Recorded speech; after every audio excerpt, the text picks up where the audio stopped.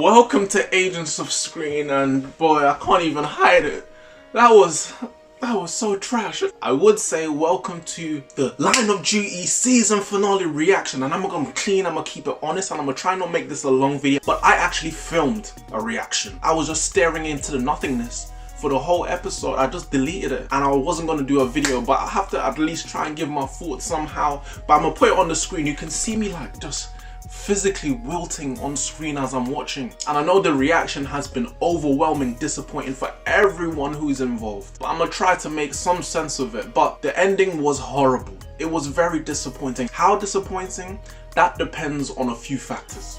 We don't actually know if this is supposed to be the last episode ever. If it is, then Jesus, Mary, Joseph and the wee donkey, someone needs to pay. But even if it's not, because it seems like this finale set up season 7, it's still very disappointing. And the thing is, I don't mind H being Buckles. I don't mind that. But the way how it was executed, And people are saying that this is like Game of Thrones level of disappointment. Now, I can't personally speak to that, but I do think this was trash. And I'm a big Game of Thrones the less said about that, the better, because I have PTSD trauma, which I refuse to relive. I disagree, but I understand why people would say that, because Line of Duty Season 1 came out in 2012. It is 2021 right now, so that's almost 10 years. Almost 10 years. So if you've lived with the show for almost 10 years and you've got to this point and you were served this platter, then it'll be like, why? Why are you doing this to me? Are you doing this on purpose? Is this a prank? Is Ashton Kutcher gonna come out the back and say we're punked? What is happening here? And given how you've written masterfully so far, how could you have read this and think this is acceptable to give us? But me personally, I only started watching Line of Duty this year. I caught up with the show in its entirety, so I don't feel the same disappointment for someone who has been watching for 8 to 10 years, but I understand. Also, I saw on Twitter someone say this.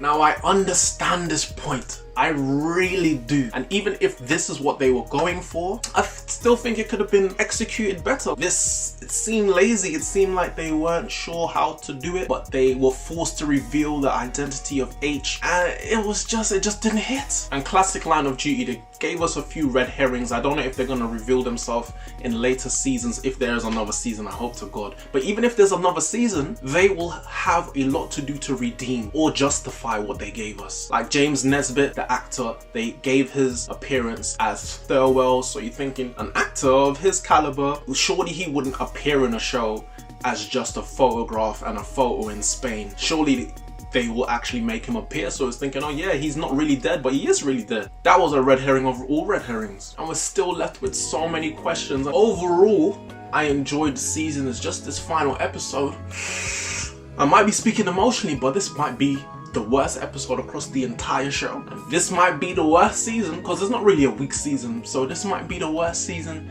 in the entire show. You can't go out like this.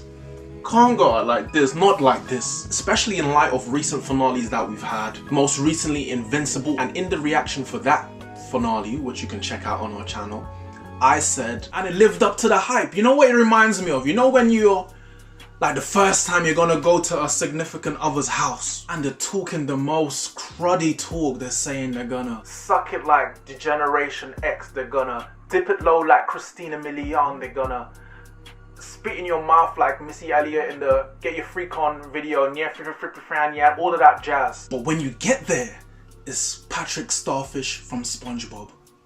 But this series is not that. When you go around there, she's dipping it low just like she said she would. And in this case, it was just a starfish. What happened?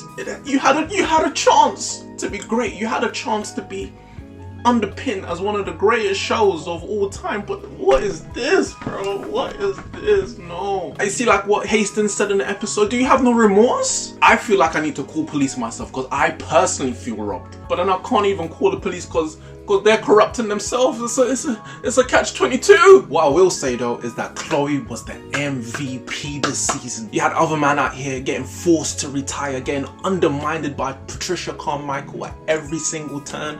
You had other man out here doing fake lesbian relationships undercover. You had other man out here playing big spoon, little spoon with dead man's wives, saying, oh, my cocky don't work no more. While all that was going on, Chloe was 10 toes down doing her job well, doing her job excellently.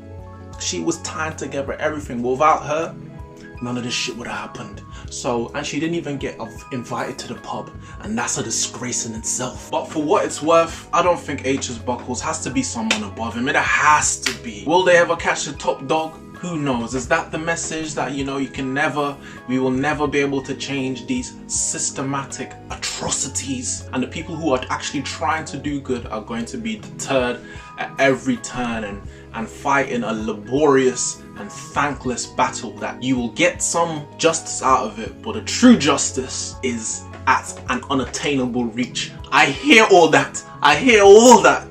But this is TV, fam. Escapism. You have to give me some excitement, some twists and turns, some speed. All of that. I want that. Especially given what you gave us before. Don't show us that and then give us this. You know, you're slapping me in the face, and you know, I'm not into that. Some people are into that. I'm not into that. Fam, I need to be held. I need to be told everything is okay. I need someone to stroke my bald head. I need that now, ASAP. I don't know. It seemed like the writers, they needed some coffee. They needed some Lucozade, old Lucozade with a sugar, not the new Lucozade. They needed some Gatorade and Sunny Delight mixed. I wish I could go into the writing room before this and give them like a pep talk. Just say like, bro, like, you guys have done so well to get to this final.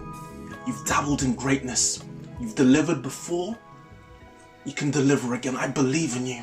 See all these other TV shows, little cute TV shows, they wish they could be you.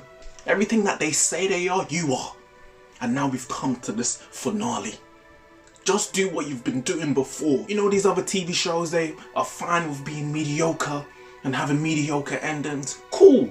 You want to walk with them? Or you want to solidify yourself in greatness? Make up your mind. Now is the time. Yeah, there has to be another season. They cannot end like this. They have to try and get Osborne somehow. I don't know how. And they said that AC-12 is the weakest it's ever been, and there's been a change in the leadership and the restructuring of the whole department. We don't know what's gonna happen with Hastings, but like my friend Nigel said, you don't make mugs out of AC-12, but they definitely made mugs out of us. I just don't know, bro. I need to reflect some more. But what did you guys think of this final episode? For those of you that watch Line of Duty, I'm stressed, bro. I am stressed. That being said, I have been your boy Miles. We have been the Agents of S.C.R.E.E.N, and we have been disappointed. And until next time.